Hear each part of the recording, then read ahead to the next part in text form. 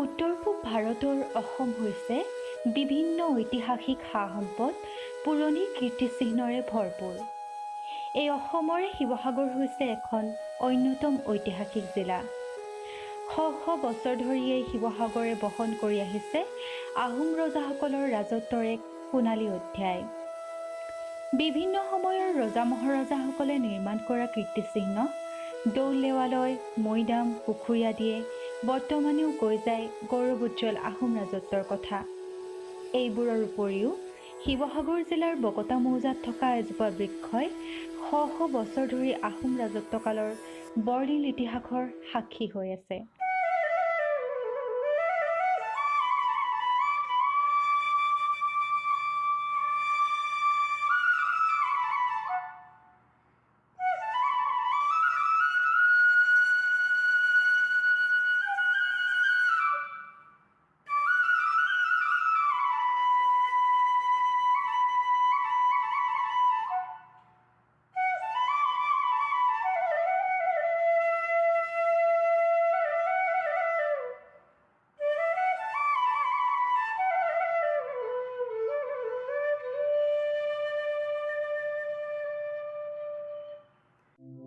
উজনি অসমৰ শিৱসাগৰ জিলাৰ থাউৰা বিধানসভা সমষ্টিৰ ডিমৌ ৰাজচক্ৰৰ অন্তৰ্গত বকতা মৌজাৰ মাজমজিয়াতেই বাখৰ বেঙেনা বৃক্ষ অৱস্থিত। বাখৰ বেঙেনা গছজোপা চুহুংমুং দিহিঙা গাঁৱৰ শেষ সীমাত থকা বাখৰ বেঙেনা চৰণীয়া পথাৰৰ সীমাত ধনেখনা নামৰ জান-নদীৰ কাষত অৱস্থিত। এই বৃক্ষৰ পূবে আছে জবলাটিং কোঁৱৰ গাঁও, পশ্চিমে মাহখোৱাবাৰী আৰু বেতবৰীয়া চুক গাঁও, উত্তৰে হলঙনি আৰু ডুমাই বকতিয়াল চুক, আৰু দক্ষিণে আছে দিহিঙা গাঁও আৰু চাংমাইবাৰী।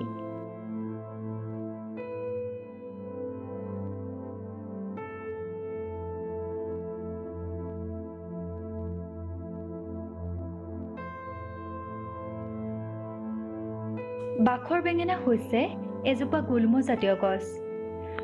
প্ৰায় ৩০ ফুট ওখ গছজোপা মূল গুৰিৰ পৰা ৯ ডাল হৈ ওপৰলৈ গৈছে।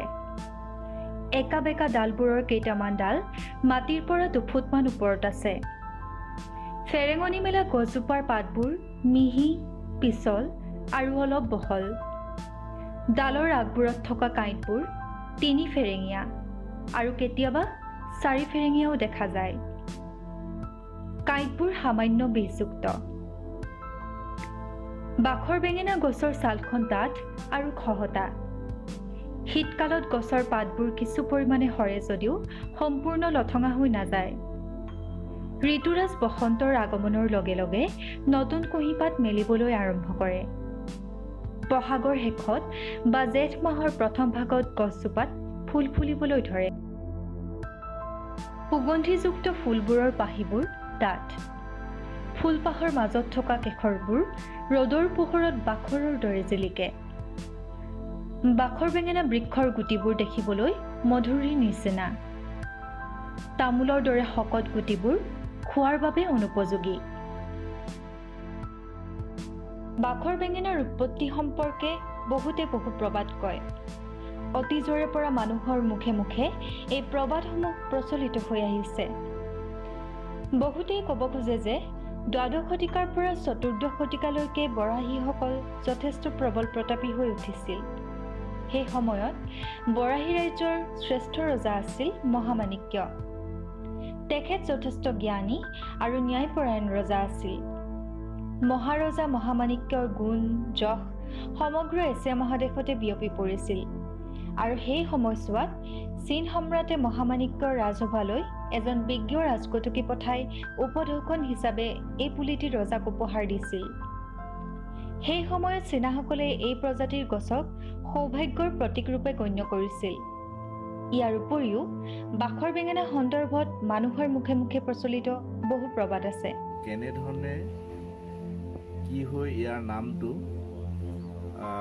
বাখৰ বেঙেনা হ'ল জনা নাযায়, কিন্তু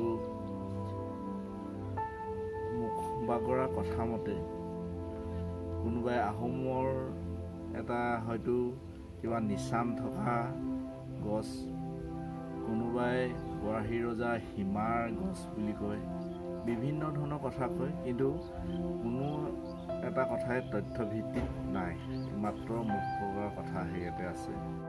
অন্য এক প্ৰবাদ অনুসৰি 1469 খ্ৰীষ্টাব্দত আহোম ৰজা চুহুংমুং দিহিঙীয়া ৰজা ৰাজপাটত বহিয়ে দিহিং নদীৰ দাঁতিত চৰগুৱাত কিছু বছৰ থকাৰ পাছত বানপানীৰ প্ৰকোপৰ বাবে দিচাঙৰ পাৰত ৰাজধানী পাতে।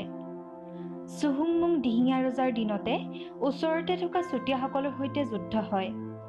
সেই সময়ত চুতীয়া ৰজা আছিল ৰত্নধ্বজ পাল। চুতীয়াসকলে যুদ্ধত পৰাজয় বৰণ কৰি আহোম ৰজালৈ 7 নাও সোণ, 7 নাও ৰূপ আৰু নানান মণিমুকুতা অৰ্পণ কৰে। মিত্ৰতা স্থাপনৰ চিনস্বৰূপে দুয়োখন ৰাজ্যৰ সীমাত এই বটবৃক্ষ ৰোপণ কৰা হৈছিল বুলি অনুমান কৰা হয়।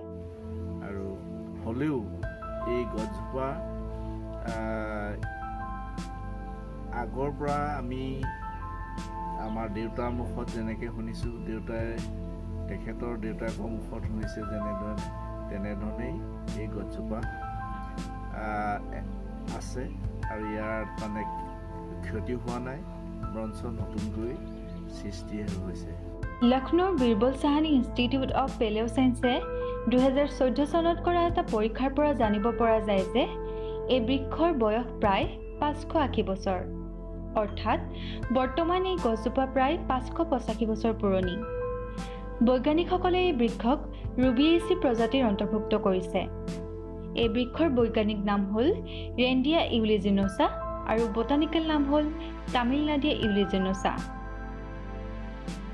বহু বছৰৰ বৈজ্ঞানিক পৰীক্ষা নিৰীক্ষাৰ অন্তত যদিও এই বৃক্ষৰ বংশবৃদ্ধি কৰিবলৈ বৈজ্ঞানিকসকল সফল হোৱা নাছিল, তথাপি বৰ্তমান বাখৰ বেঙেনা বৃক্ষৰ শিপাৰ পৰা হোৱা নতুন প্ৰজননে এতিয়া সমগ্ৰ বকতাবাসীৰ লগতে প্ৰকৃতিপ্ৰেমীলৈ সুখৰ সঞ্চাৰ কঢ়িয়াই আনিছে। এতিয়া এই গছজোপাক কেন্দ্ৰ কৰি এতিয়া আমি বিভিন্ন দিশত দেখি আহিছোঁ যে এই অঞ্চলটো ক্ৰমান্বয়ে এটা পৰ্যটনৰ স্থলী হিচাপে গঢ় লৈ উঠিছে। কিন্তু বহুত দিনৰ আগতে হ'ব লাগিছিলে যদিও শেহতীয়াকৈ হ'লেও হৈছে আৰু ইয়াত এনেকৈ যিটো গতিত আগবাঢ়িবলৈ লৈছে, এইটো হ'লে ইয়াত বহু নিবনুৱা যুৱক যুৱতীও সংস্থাপনৰ আশা আছে। আৰু আমি এই সমিতিখনৰ বিষয়ে ক'বলৈ গ'লে আমাৰ কাৰ্যকাল এবছৰ হৈছে মাত্ৰ, আৰু এই এবছৰত আমি যোৱাবাৰ বাখৰ বেঙেনা উৎসৱ পতাৰ এটা কথা চিন্তা কৰিছিলোঁ। সেই সময়ত ভাৰতবৰ্ষৰ বিভিন্ন কাৰণত এটা পৰিস্থিতিৰ সৃষ্টি হৈছিলে নৱেম্বৰ মাহৰ পৰা। গতিকে সেই সময়ত সেইটো আমাৰ বিষয়টো অলপ পাছ পৰিলে। তাৰ পাছতে আহিলে এই বিশ্বব্যাপী হোৱা মহামাৰী। এই মহামাৰীৰ পৰাও আমি অলপমান পিছুৱাই গ'লোঁ, কাৰণ বাখৰ উৎসৱৰ যোগেদি আমি ভাবিছিলোঁ যে জনসাধাৰণক আমি জনাই দিম, তেতিয়া পৰৱৰ্তী পৰ্যায়ত মানুহখিনি আহিবলৈ সুবিধা হ'ব। এতিয়া আমি ইয়াত উন্নয়নৰ নামত প্ৰথমতে আমি গছজোপাৰ সৌন্দৰ্যবৰ্ধনৰ কথা চিন্তা কৰি গছজোপা কিনাৰত যোৱা বছৰৰ পৰা আৰম্ভ কৰিছোঁ। এই যিবিলাক ফুল ছিজনত হয়, যিটো ঋতুত হয়, সেনেকুৱা ফুল আমি ৰুই অলপমান দৰ্শকক আমোদ দিবলৈ চেষ্টা কৰিছিলোঁ। আৰু চৰকাৰে এইখিনিত আমাক বিভিন্নখিনি সহায় সহযোগ আগবঢ়াইছে। যেনে আমাৰ লেট্ৰিনৰ ব্যৱস্থাটো নাছিলে, লেট্ৰিনৰ ব্যৱস্থাটো কৰিছে, পানীৰ ব্যৱস্থাটো হৈছে, আৰু এটা সাংস্কৃতিক কেন্দ্ৰ গঢ়ি তুলিবলৈ মঞ্চ হৈছে।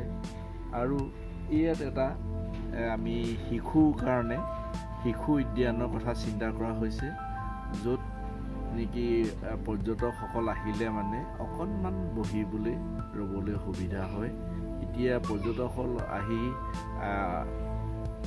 যথেষ্ট সমস্যাৰ সন্মুখীন হয়, কাৰণ ইয়াত মানুহ বসতিটো নাই কাৰণে নাই দোকান, নাই পানী, নাই বহুখিনি হেৰি হৈ আছে। ক্ৰমান্বয়ে আমি এই যোৱা এবছৰৰ পৰা লেট্ৰিনৰ কথাটো ভবা হৈছে, স্থায়ী পানী ব্যৱস্থাটো ভবা হৈছে, আৰু নিশাৰ কাৰণে আমি চলাৰ লাইটৰ কথা ভাবি ইতিমধ্যে এটা দিছে আৰু কেইটামান ইয়াত পুতিব।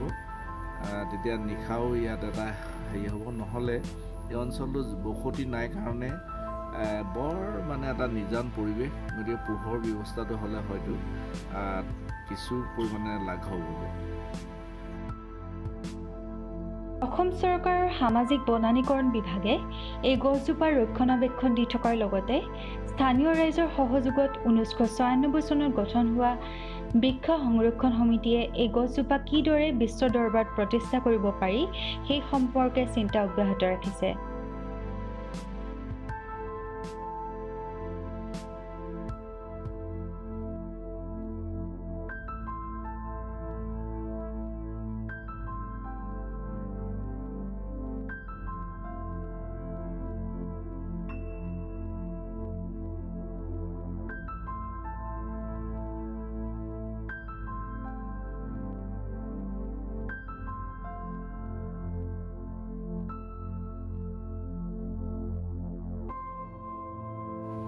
বাখৰ বেঙেনা এই বিৰল প্ৰজাতিৰ বৃক্ষৰ জোপাৰ এখন সমিতি আছে। এই সমিতিখনে যোৱা বছৰ জুলাই মাহত নতুনকৈ ভাৰ লৈছে, আৰু তেখেতলোকৰ পৰিচালনাতে আজি 2 বছৰ ধৰি বাখৰ বেঙেনা গছজোপা এনেকুৱা চাফ চিকুণ হৈ মানে পৰ্যটকৰ কাৰণে আকৰ্ষণীয় হৈ গৈছে। ছেকেণ্ড বছৰ আমি এতিয়াৰ মানে এই বানপানী হৈ গৈছে, হৈ যোৱাৰ পাছতে আকৌ ছেকেণ্ড বছৰ কাম মানে আৰম্ভ কৰিছোঁ। যিবিলাক কাম চাফ চিকুণ আৰু মানে অলপ ফুল ৰুবৰ কাৰণে ফুল মৰা হৈছে।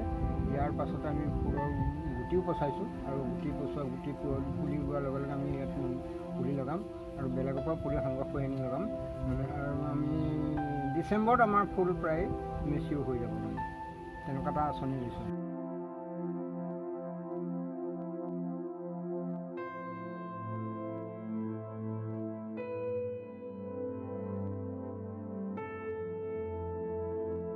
অতিকৈ গৌৰৱৰ বিষয় যে বাখৰ বেঙেনাৰ নামত ডাক টিকটো প্ৰকাশ পাইছে। এই বৃক্ষৰ নামেৰে 1963 চনত স্থাপন কৰা হৈছিল বাখৰ বেঙেনা উচ্চ মাধ্যমিক বিদ্যালয়।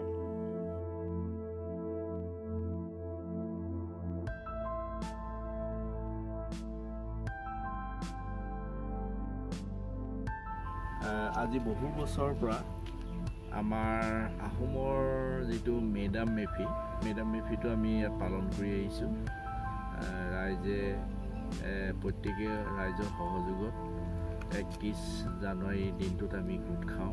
গোট খাই ইয়াত মেডাম মেফি পালন কৰোঁ, আৰু আমি সমিতিখনো সেইদিনাই প্ৰতিষ্ঠা দিৱস হিচাপেও লোৱা হৈছে।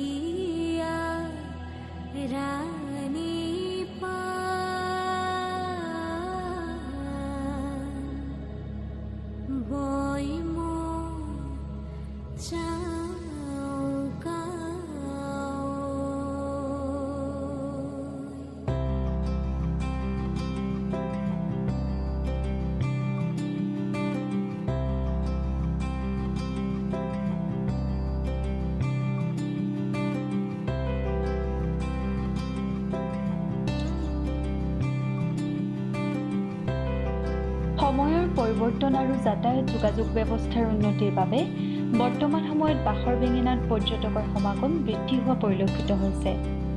বিভিন্ন সময়ত ইয়ালৈ বিদেশী পৰ্যটকৰো আগমন ঘটে। এই বিস্ময়কৰ বৃক্ষজোপাক লৈ স্থানীয় ৰাইজ আশাবাদী। আগন্তুক দিনত বকতাৰে বাখৰ বেঙেনা কেৱল অসমতে নহয়, বিশ্বৰ বুকুতে জিলিকি উঠক।